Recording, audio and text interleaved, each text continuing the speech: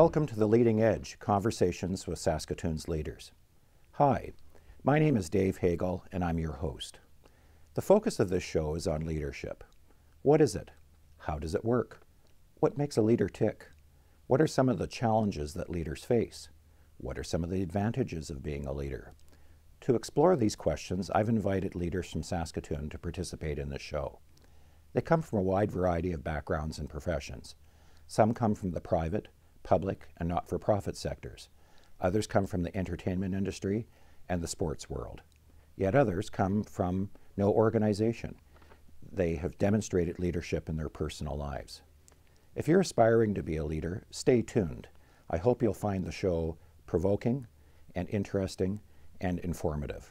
If you're already a leader, we encourage you to watch as well. Hopefully, you'll learn some new tips and techniques that will take your leadership to the next level.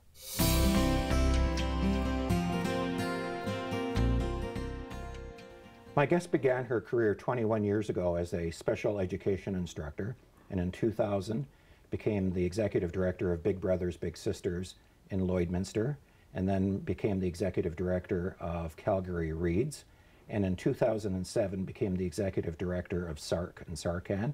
She currently serves as the board of directors for Leadership Saskatoon. It's my pleasure to introduce Amy McNeil. Amy, welcome to the show. Thank you very much for having me. Welcome. So tell us about SARC and SARCAN. What's the difference between the two and how do they work and what do they do? Okay, well, SARC is the parent company of SARCAN Recycling. Most people are familiar with SARCAN Recycling. We have a network of 72 depots throughout the province of Saskatchewan. We recycle beverage containers, electronics, and paint. But the parent company, SARC, was started in 1968, and it is a provincial association that represents community-based organizations, and really we help them to achieve their full potential. And how many employees would you have in SARC? Well, within SARC and SARCAN and throughout all of our divisions, we're close to about 700. Now, each one of our member associations, the community-based organizations, have their own employee base. So counting those that are not our direct employees but do work for those membership associations, it would be over 2,000. Okay. And how many direct reports do you have at SARC? Direct reports, within my senior management team, there's 5. We have a really engaged senior management team that spans our 3 primary divisions within the organization. So I guess my direct reports would be 5. Okay. How did you get involved in Leadership Saskatoon?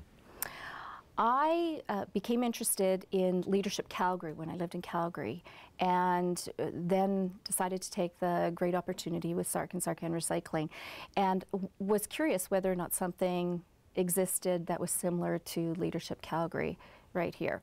And I became engaged with one of their community representatives from Leadership Saskatoon who told me all about the program. And I decided to apply and actually became a participant. So I went through the program in 2010, 2011, and shortly after graduating was contacted by a long-term member of their board, and really kind of the matriarch of the organization, and asked whether or not I'd be a part of it. So what does Leadership Saskatoon do? Leadership Saskatoon really fosters community leadership within a wide range of individuals, whether it be from the public, profit, or not-for-profit sector. So it's a 10-month program. You start off with a retreat, a 2-day retreat, where you really do a lot of self-reflection, getting to know your classmates, going through a number of really self-exploration activities. And then over the next 10 months you get together, and there's a wide range of topics that are presented by professional facilitators that attend and instruct the classes. There's a number of activities really focused on having the participants look at themselves and look at their community and decide how they can take those leadership skills to better enhance the community that they live in. So how has that experience with Leadership Saskatoon shaped your leadership style? I talk often to new participants at the beginning of each year. And I say that there's going to be so much content that you are going to take away, but it's not like you're going to be able to apply all of it at all times. Really, it just becomes part of your toolkit. And there's been so many times when I've just taken something I've learned, and at the time I didn't even realize it was something that I learned through the program, but and pulled it out, and then after, when I'm reflecting on how I was able to overcome the situation or address it, I realized, hey, I took, you know, a snippet of that or a bit of that I learned in Leadership Saskatoon, or perhaps it's even just understanding the perspective of others because of the vast nature of the participants that participate in the program. How would you define leadership? I think it's, in my mind, leadership, well, complex in how it's how you would carry it out on a day-to-day basis, is pretty simple. It's basically motivating and empowering people to really take the vision that you have set out for them and making it happen. So it sounds like in that definition, the vision is very critical for the leader. Absolutely. Okay. And how would you describe your vision at SARC? Again, I tend to simplify things that become complex when you actually carry them out. My vision is that our organization will be the very best that we can possibly be. I believe that we have a responsibility to the public, to our stakeholders, to ourselves, and to our families. And so our guiding principles in carrying out that vision are to be accountable, to be transparent, to effectively manage the resources that we have been, or that we have allocated towards what we need to do. I believe we have to act with integrity, and we need to be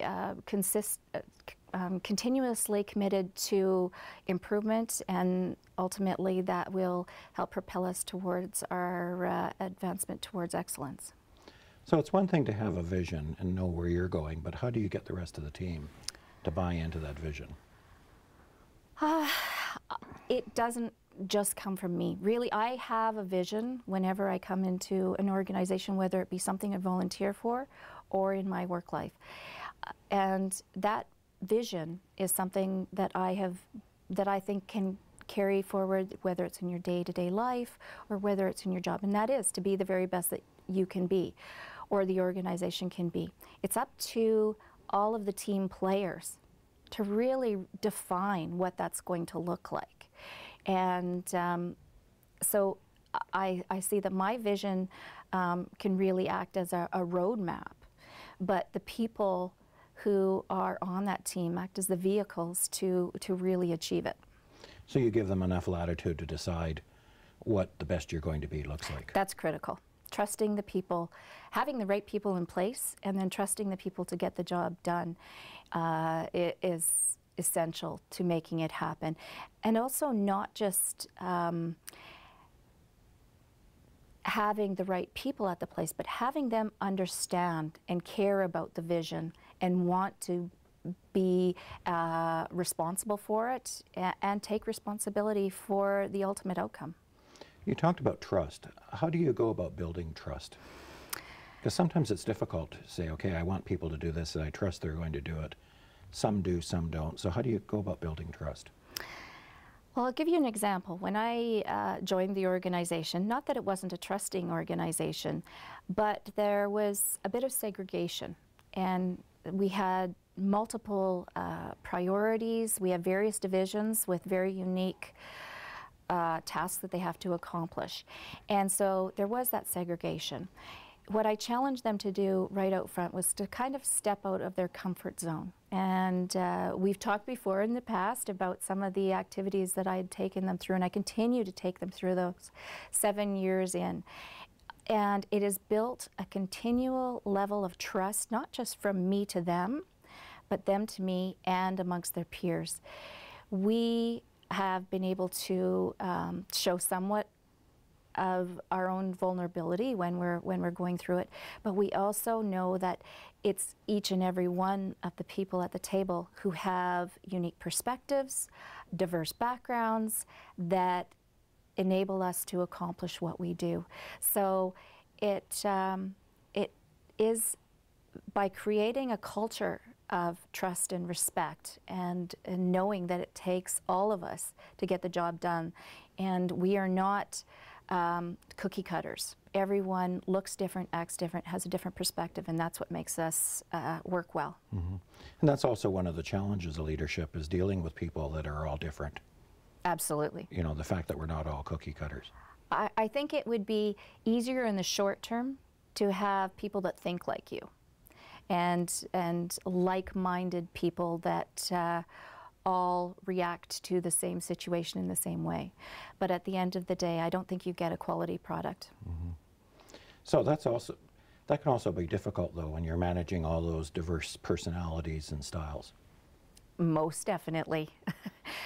People are unique characters, and they come each and every day with not only their own beliefs and backgrounds, but their own experience of the night before or in whatever's going on in their lives. So you have to be able to manage that and respect where they're coming from on any given day. Right.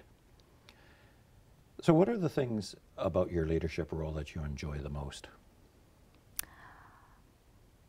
The greatest thing that I enjoy is when my team sees the light according to the vision and really carries it through. Every now and again, a leader can have a vision, and it might be their vision where nobody buys into it. Nobody has the time or the interest in carrying out all of the tasks that are going to take you there. And I've had the pleasure of having such a tremendous team with SARC and SARCAN who have taken that vision and have really just said, we want to be a part of this. And it's exciting for them, and they're being pushed beyond reasonable boundaries sometimes. They're tired, but they are committed to getting the job done for the right reasons. And that's really encouraging. Very gratifying. Very gratifying. Yes. My guest is Amy McNeil, and you're watching The Leading Edge, Conversations with Saskatoon's Leaders. We'll be back in one moment.